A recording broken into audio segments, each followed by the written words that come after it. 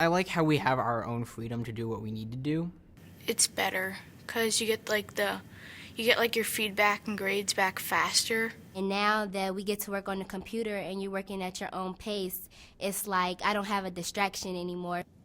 I love it. I love using computers every day. Blended learning has many variations. They can be part of a school's design, or they can be worked into a school slowly, class by class. As you'll see in the following examples, the difference can be dramatic.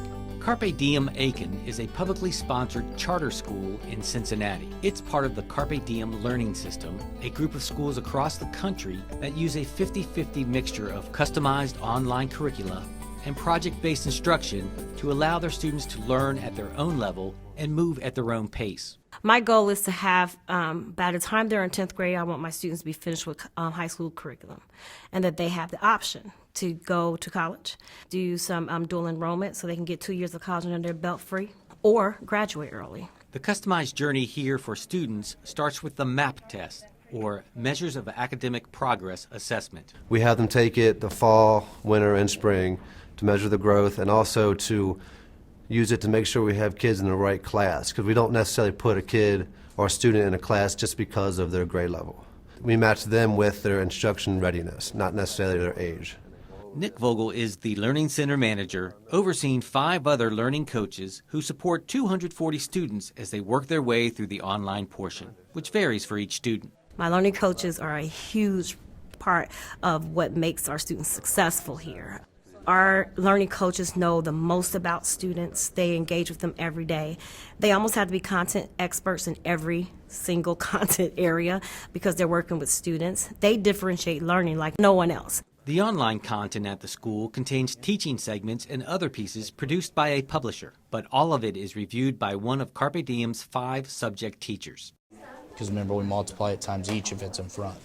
So then the H, you have H2, and I have full control over how many lessons are in a particular course, what should be cut out, what should not be cut out. Teachers are also responsible for working with the students on projects, which are embedded at different intervals in the online courses.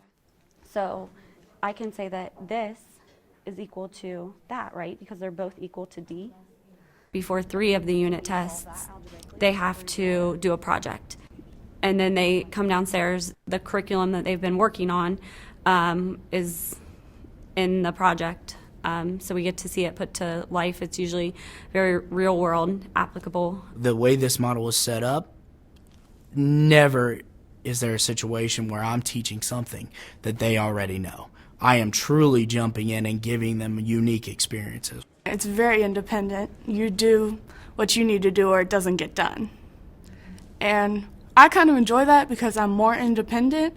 Each day, students like Maddie can manage their own class schedule, but real-time data tracking helps them stay on pace to complete courses and graduate on time or earlier. You can work at your own pace, do however much you want a day, but you have to do at least 6% a day to be able to finish all your classes in time for the semester to be over. If you come in behind your grade level, the curriculum allows students to pre-test out of concepts they already understand so that they can focus on concepts they don't. This school is great for catching up because I am a year's worth of credits behind, and I'm already in my 2nd semester of 2 classes, which will then put me ahead of what I need to be.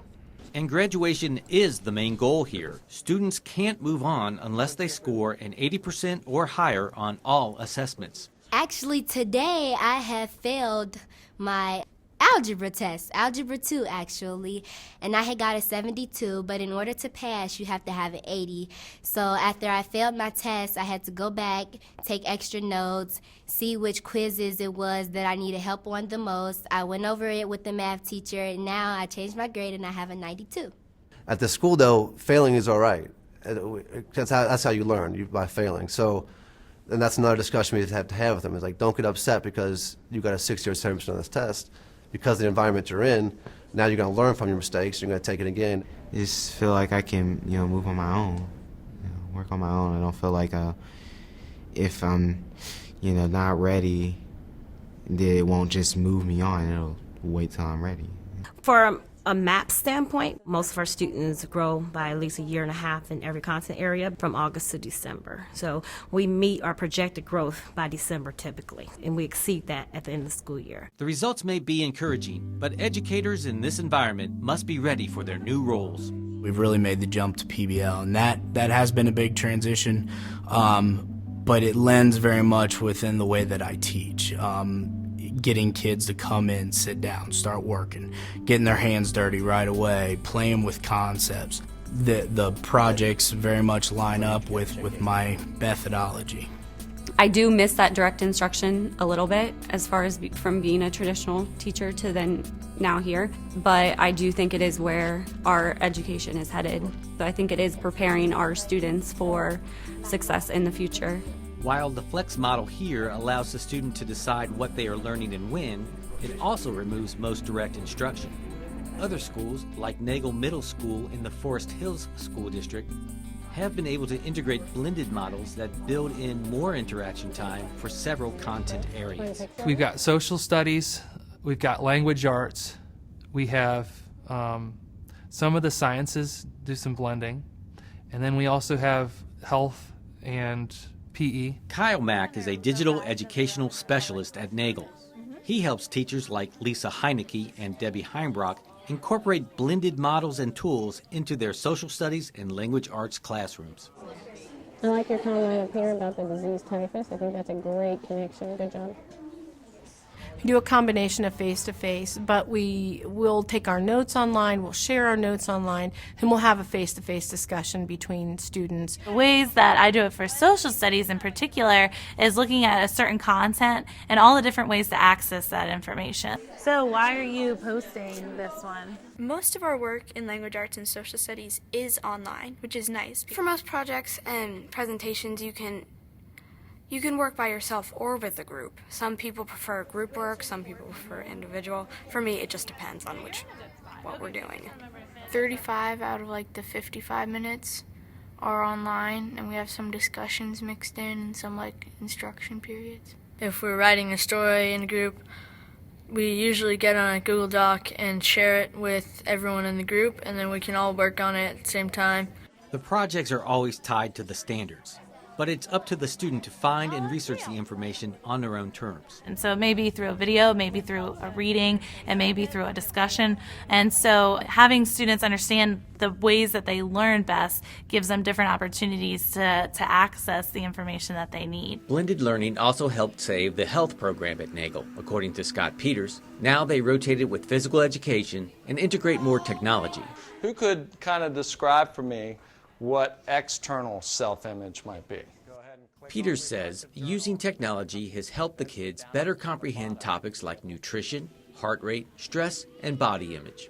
They're good at it. They're really good at knowing how to get that information, how to put it down in a Google Doc, and wanting to share it with their teachers has really taken our health and phys ed program to the next level.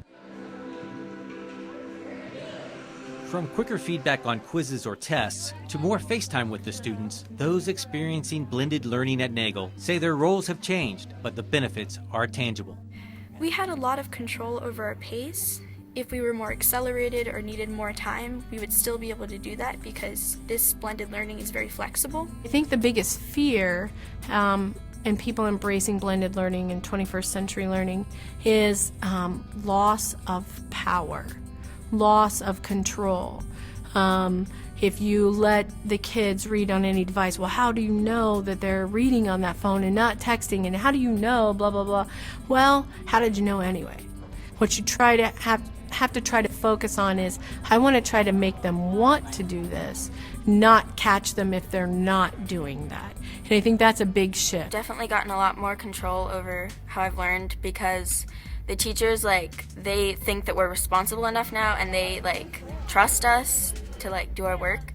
Initially, it was very difficult to kind of take a step back as the teacher to kind of lead kids into a direction, but then, kind of completely give up, all of the control really of the classroom. However, I've found though that kids become so much more engaged in the content and what they're learning, and the learning that is occurring is so much more in depth than anything I could do on my own. Yeah, what I'm really excited about is that I've seen individuals that would consider themselves tech phobic, who are within just a few weeks diving in the deep end when it comes to integrating technology into their classroom, because they're starting to see the merits of using some of these blended learning principles in their classroom.